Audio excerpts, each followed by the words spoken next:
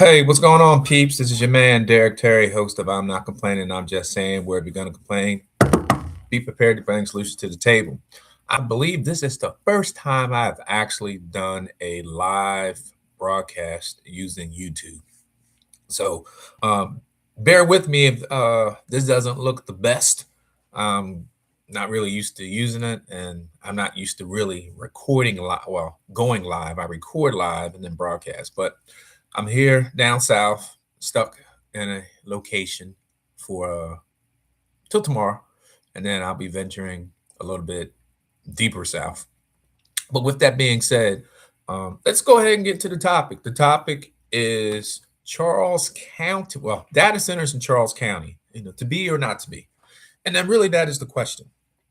And what I want to do was separate fear from facts. Now, don't get me wrong. I have nothing against people that say no or say yes when it comes to data centers. But I do believe that we should distinguish between, I would say, fear tactics versus the facts. And the fact is, data centers exist because we all use technology every day. As we speak, you're using technology. You can't go to a supermarket. You can't get in your car. You can't get, well, let me rephrase that. Data, electronic data, is we use that every day. And that has to be stored somewhere. It's not stored up in the air in some cloud. It's not stored somewhere underneath the oceans. It's stored in an electronic device, which is meant to save data. And the question is not that they exist, but rather where do those benefits go when you get a data center there? And where does the data center actually go? So I want to get into what I label fear from facts. And the first thing I'm going to deal with is really no particular order of importance, just things that are really coming to my mind when we talk about this, the reality or the demand of reality when it comes to data centers. So data centers aren't optional. And I mentioned before, whether it's an email, a bank transaction, a 911 call, healthcare services, streaming services, there's data that is generated that must be stored somewhere because every system application has a memory capacity. And you also need to have backups. Um, if you're opposed to data centers, the question is, are you willing to reduce, say, the use of your email, the cell phone, the YouTubes that you go on, all the internet research you do, all that stuff is stored somewhere. But are you willing to reduce it? I doubt it.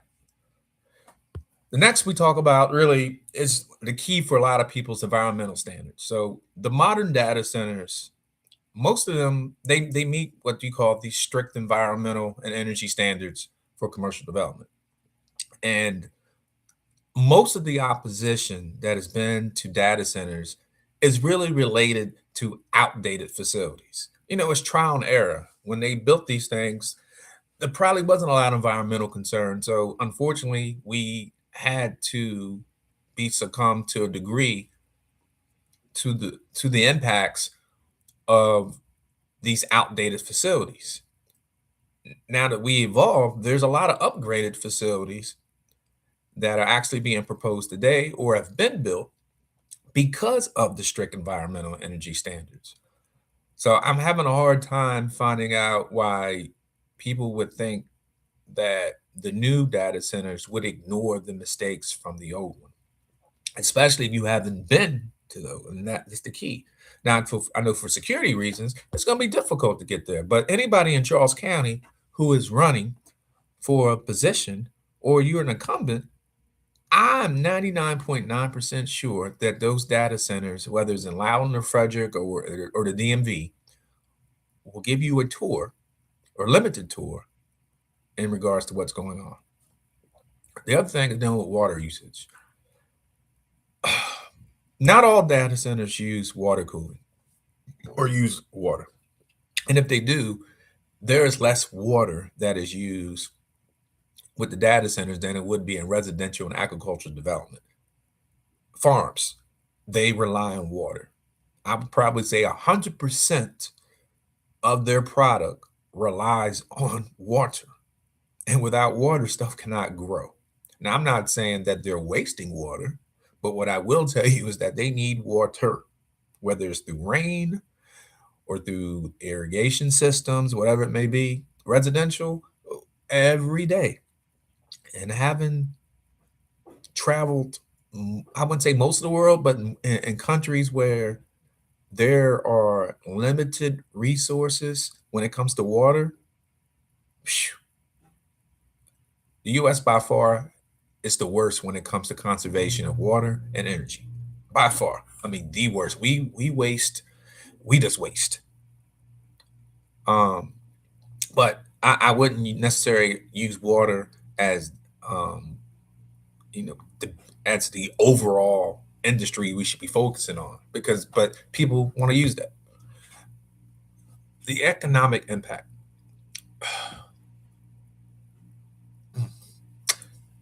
It is already proven that data centers provide significant tax revenue.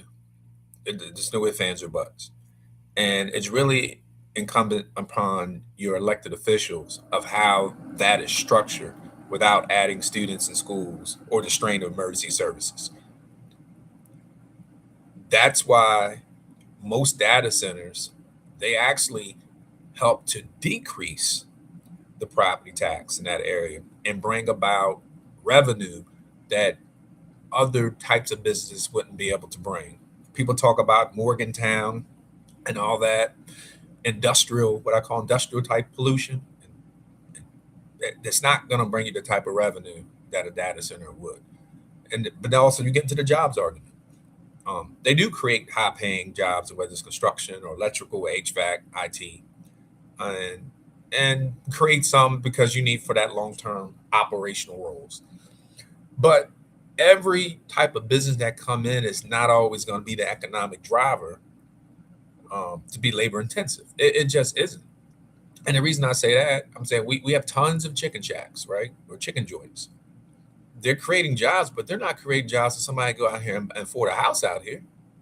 It just isn't happening, right? But if you would go to Zaxby's, you would think that when they first opened, long, long lines for some chicken, right? Long, long lines. But where are your environmentalists when it comes to construction and all the other stuff that I don't know if people coming out here to see it, is it putting a strain on us? I doubt it. But it could put a strain on our operating budget, could strip limited community resources. But really, when you look at it, the benefit of data centers is that it's going to fund, and is really this is incumbent on our local leadership to draft something which addresses this, which will fund the roads, the schools, public safety, the services, and people talk about residential sprawl. There are no new permits, so any house that's going to be built in Charles County between now 2-3 years, that permit has already been approved. Okay, so there's no new permits. So for those that are saying, I'm getting tired of all these houses, okay, they're coming, all right, because they've already been approved. The question is, how do our local leaders negotiate smart community benefits when it comes to these community centers and the revenue that I'm sorry, the data centers and the revenue that we know will come in?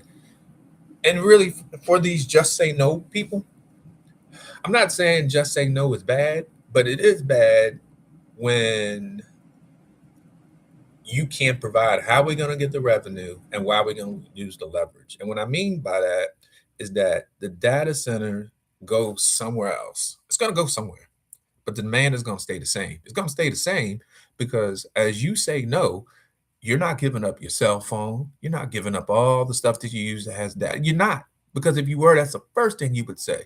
If you so, I guess, environmentally conscious about data centers, you would at least say, let's limit the amount of data that we create on an everyday basis. Let's limit the use of technology. You are not saying that. You simply are not. You're just not saying it. Why?